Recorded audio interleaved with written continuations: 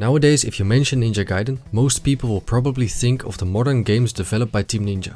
The series was recently brought back to life after the disappointing Ninja Gaiden 3 from 2012. With Ninja Gaiden 2 Black released in 2025 and a new Ninja Gaiden on the way, the franchise's future is looking bright. But long before the flashy combos and 3D combat, Ninja Gaiden made its mark on the NES. Released in 1988, it was a bold and cinematic experience for its time. Under the direction of Hideo Yoshizawa, the game drew inspiration from Castlevania and stood out with its dramatic cutscenes, text-based dialogue and a stronger emphasis on storytelling than most games of its era. For an NES title, Ninja Gaiden's presentation was nothing short of groundbreaking. You play as Ryu Hayabusa, a ninja out for revenge after the death of his father Ken. Armed with a dragon sword and various spiritual weapons like throwing stars, you travel through 6 distinct stages. Each area brings visual variety and contributes to the game's strong atmosphere. But as impressive as Ninja Gaiden looks and sounds, you won't have much time to admire it, because this game is brutally difficult. Enemies respawn the moment they scroll off screen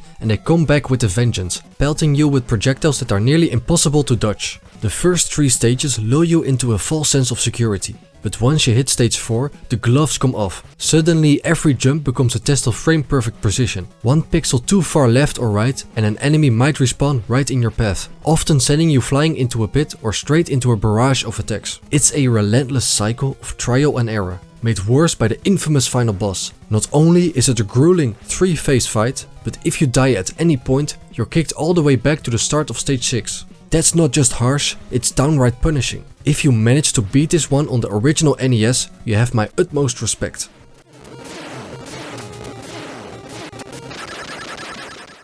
I'm not ashamed to admit it, without the save feature on the NES Classic Mini, I never would have made it to the end of Ninja Gaiden. The difficulty is unforgiving and the constant trial and error wore me down fast. Still, I have to respect what this game accomplished back in the day. For an NES title, it's shockingly cinematic, with dramatic cutscenes and a focus on storytelling that was way ahead of its time. The soundtrack is excellent too, though truth be told, the death jingle is the one I heard the most. Ninja Gaiden on the NES is easily one of the most punishing games I've ever played. While I admire its ambition and presentation, the sheer frustration of the gameplay overshadows its strengths. It's a game I respect more than I actually enjoyed, and one I have no desire to revisit. So when someone mentions Ninja Gaiden, I tend to think of the sleek, stylish action games from Team Ninja. At least the first one still holds up far better than this 8-bit gauntlet of pain.